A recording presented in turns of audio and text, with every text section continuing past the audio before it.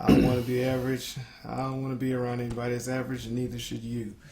We're going to start off by saying we got the election coming up. I just wanted to voice some personal opinions about that at this time.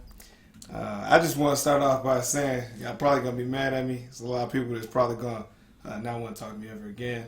But if I did vote, I would be voting for Trump. It's not because I like Trump. It's just because I cannot partake in. I really can't partake in any of this. That's why I'm not voting. So y'all don't have to worry about me getting in the way. So we're clear on where I stand as well.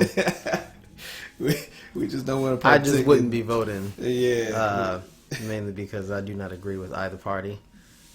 This is all a farce. Many of you who are awake, aware of what's going on, do not want to be average, are aware that the elections are all a farce. Your votes do not really count.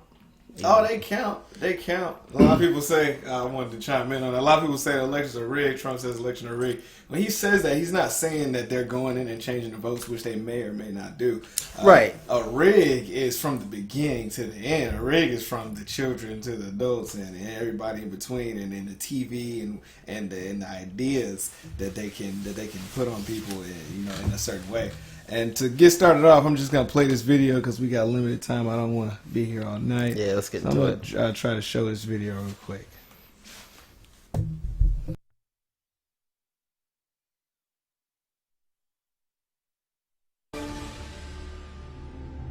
After the inauguration in 1993, the Clintons fired the White House Travel Office employees, allowing their wealthy Hollywood friends to take over the lucrative travel business.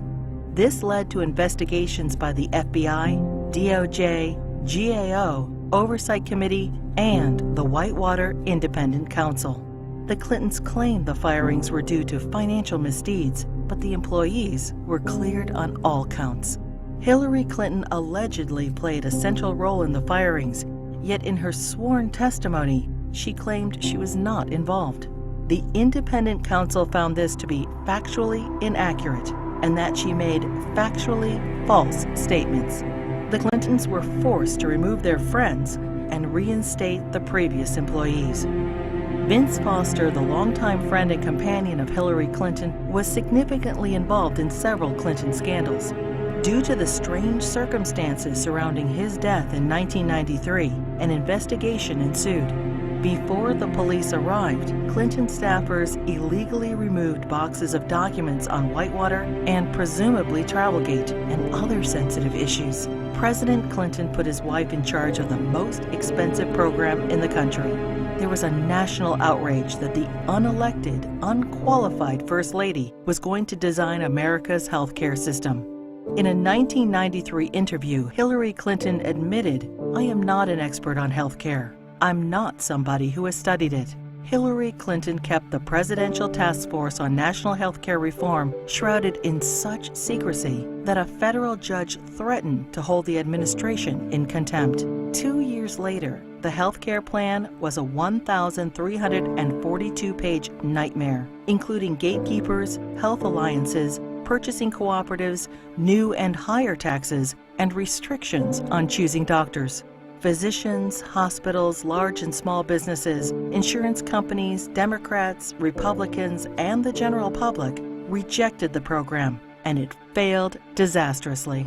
The General Accounting Office put a price tag of $32 million on Hillary Clinton's healthcare fiasco. For dishonesty, Hillary Clinton and others were fined $450,000. Court costs to taxpayers were $725,000. In 1996, with Hillary Care fresh in their minds, Americans voted both the Senate and the House into Republican hands for the first time in over 4 decades. In 1994,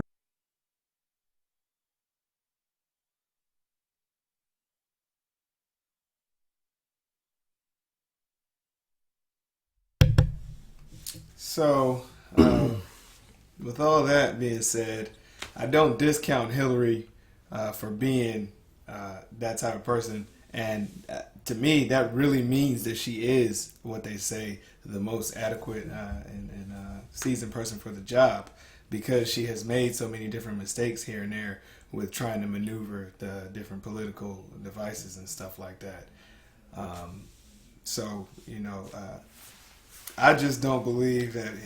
I believe that it would take a spiritual phenomenon for a person that would do things like that. And I don't believe that spiritual phenomenon has happened to her to make her change. I don't believe that. I just believe it. You get better and better at it. That's just what I believe. She knows how to maneuver the system at this point. You make so many mistakes, and at this point, she is the most qualified because she's made those mistakes. As any normal human being would be, trial and error. You get better at it, better at it.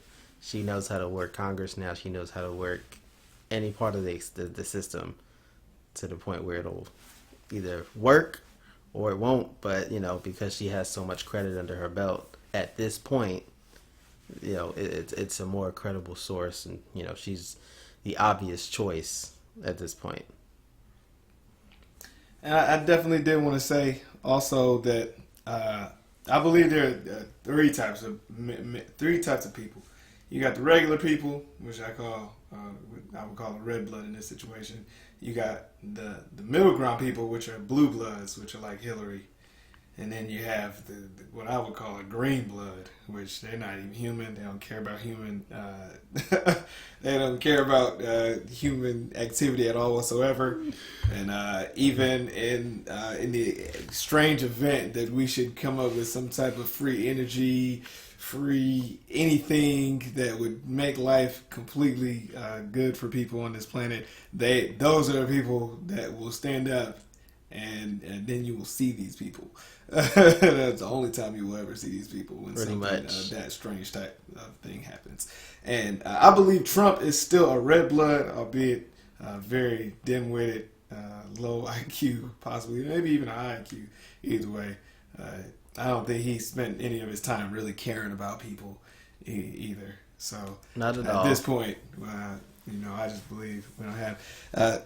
Pay attention to who cares about who. Putin. He might be some type of war criminal or whatever like that, but all in all, his dealings with China, Iran, India, and all that, as you know, the BRICS monetary system is being developed now, and I want to cover a live broadcast about that. And just pay attention to who likes who, and be wary of people that are fond of Hillary and the big levels. Pay attention to their activities too. But I believe Hillary will be the president. I don't believe that Donald Trump has any chance of becoming the president. I believe Hillary will be a good president, for whatever that means. I got some links here talking about Putin hacking the system and stuff like that. But who knows? Did they prove that he's well, they were saying him, WikiLeaks, and Julian, and all of them are in cahoots and stuff like that. Mm-hmm. So, it is what it is. I believe Hillary's going to be the president. That's all I'm going to say for that right now. You got anything to say, tie this whole spiel up, and how you feel things are going to go? Really keep your eyes open. Speaking to the spiritual community right now, but keep your eyes open. Don't believe everything that you hear. There's a lot of talk out there that Donald Trump is our savior, that he's against, the powers at, hand, or Illuminati, whatever you want to call them at this point. We're all awakened. He's not that character. He's a shill. He's not who you think he is. Do not believe the hype. They're talking at the end of days, which at this point I'm more apt to believe that we are living in, if we're talking about strictly Bible. But getting away from that, do not trust what you hear or see. Do your own research, dig in, do the facts, make sure you've got it together. But don't believe the hype. Yep, that's about it. That's all I got for today. Y'all be blessed. Y'all get out there and vote. Don't be like me. I've been jaded by the whole process. Guilty. Yeah. All right. All right. Y'all have a good night. Y'all take care.